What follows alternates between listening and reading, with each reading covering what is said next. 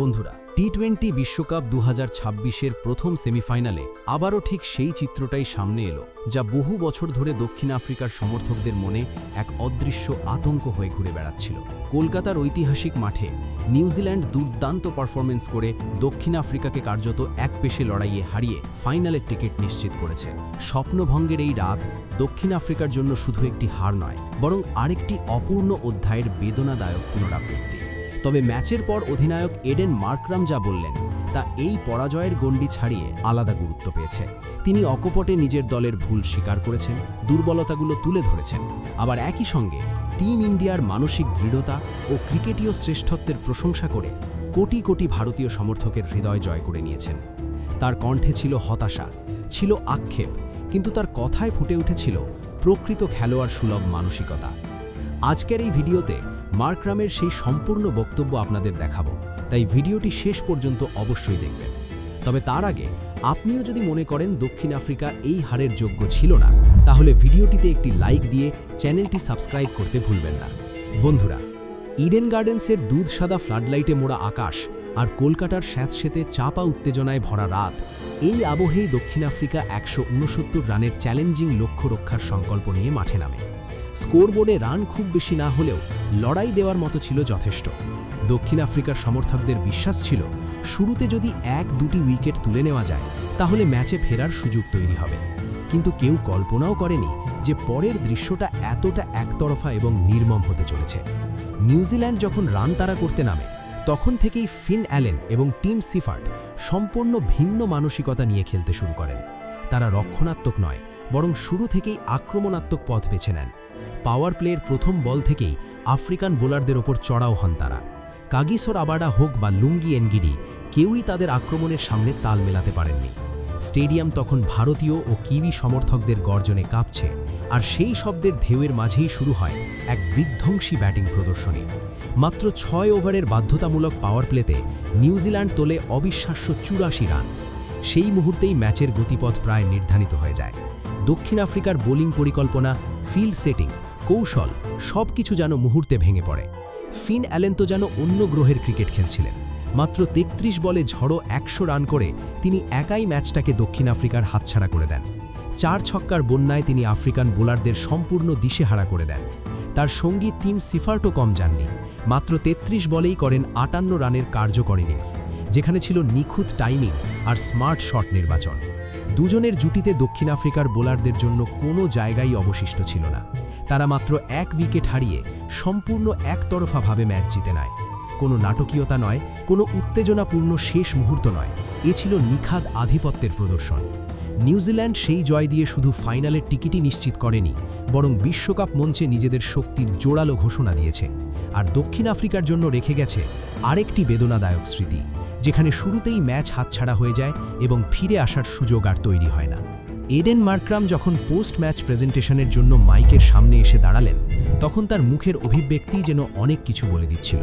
সেখানে ছিল গভীর হতাশা, চাপা ক্ষোভ আর ভেঙে পড়া এক নেতার অসহায়তা। এক দৃশ্য যা গত 3 দশক ধরে বড় টুর্নামেন্টের নকআউটে দক্ষিণ আফ্রিকার অধিনায়কদের সঙ্গে যেন বারবার জড়িয়ে গেছে। কণ্ঠ ছিল ভারী, চোখে মুখে ক্লান্তির ছাপ স্পষ্ট। তিনি ধীর গলায় বললেন, এই মুহূর্তে আমি সত্যি বাকরুদ্ধ।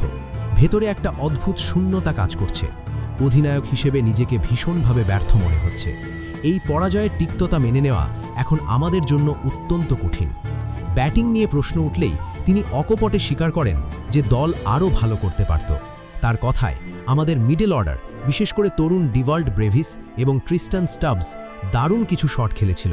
তারা চেষ্টা করেছে দলকে লড়াইয়ের মতো জায়গায় পৌঁছে দিতে, কিন্তু বাস্তবতা হলো এই ধরনের ব্যাটিং সহায়ক উইকেটে 169 রান মোটেই নিরাপদ স্কোর নয়। ম্যাচের পরিস্থিতি বিচার করলে আমাদের অন্তত 190 থেকে 200 রানের কাছাকাছি যেতে হতো।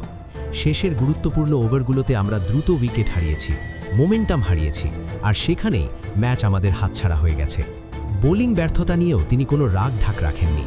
স্পষ্ট ভাষায় বলেন, সত্যিটা খুব কঠিন। এই সেমিফাইনালের ভাগ্য প্রায় প্রথম 6 ওভারেই নির্ধারিত হয়ে গেছে। নিউজিল্যান্ডের ওপেনাররা যে নির্ভীক মানসিকতা নিয়ে আমাদের আক্রমণ করেছে, তা আমাদের পরিকল্পনাকে পুরোপুরি ভেঙে দিয়েছে। চাপের মুখে আমাদের অভিজ্ঞ বোলাররাও লাইন লেন্থ ধরে রাখতে পারেনি। আমরা প্রি ম্যাচ প্ল্যান ভুলে গিয়ে ছড়িয়ে পড়েছিলাম, আর তারা সেই সুযোগ পুরোপুরি কাজে লাগিয়েছে। পাওয়ার প্লেতে ৮৪ রান দেওয়ার প্রসঙ্গে মার্করাম বলেন, বিশ্বকাপ সেমিফাইনালের মতো ম্যাচে যদি শুরুতেই এত রান দিয়ে ফেলেন তাহলে ফিরে আসা অত্যন্ত কঠিন। আমাদের দলে কাগিসো রাবাডা ও লুঙ্গি এনগিডির মতো বিশ্বমানের পেসার আছে, কিন্তু আজ তাদের বোলিংয়ে সেই ধার বা শৃঙ্খলা দেখা যায়নি। আমরা চাপ সামলাতে পারিনি, বরং চাপ আমাদের গ্রাস করেছে, আর সেটাই এই পরাজয়ের মূল কারণ। এরপর প্রসঙ্গ ওঠে বহুদিনের তকমা চোকার্স। আবেগধর্মী কণ্ঠে মার্করাম বলেন, যদি পুরো টুর্নামেন্টের দিকে তাকান, আমরা অসাধারণ ক্রিকেট খেলেছি। লিগ পর্ব থেকে সুপার স্টেজ পর্যন্ত একটাও ম্যাচ হারিনি। প্রতিপক্ষদের ওপর আধিপত্য বিস্তার করেছি, কিন্তু ক্রিকেট বড় নির্মম খেলা। আমাদের প্রথম হারটাই এলো নকআউটে, যেখানে হার মানেই স্বপ্নের সমাপ্তি। 2024-এর টি-20 বিশ্বকাপ ফাইনালের স্মৃতি এখনও তাজা। আমরা খুব কাছে গিয়েও ট্রফি ছুঁতে পারিনি। আজ আবার ইতিহাস বদলানোর সুযোগ ছিল, কিন্তু আমরা নিজেদের ভুলেই পিছিয়ে পড়লাম। হয়তো এটা অস্বীকার করা কঠিন যে চরম চাপে আমরা দল হিসেবে ভেঙে পড়ি। এই সত্য মেনে নেওয়াটা খুব কষ্টের।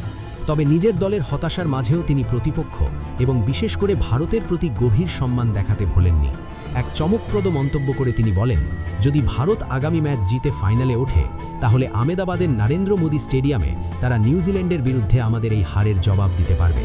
আমরা মন থেকে চাইব এইবার ভারতই ট্রফি জিতুক।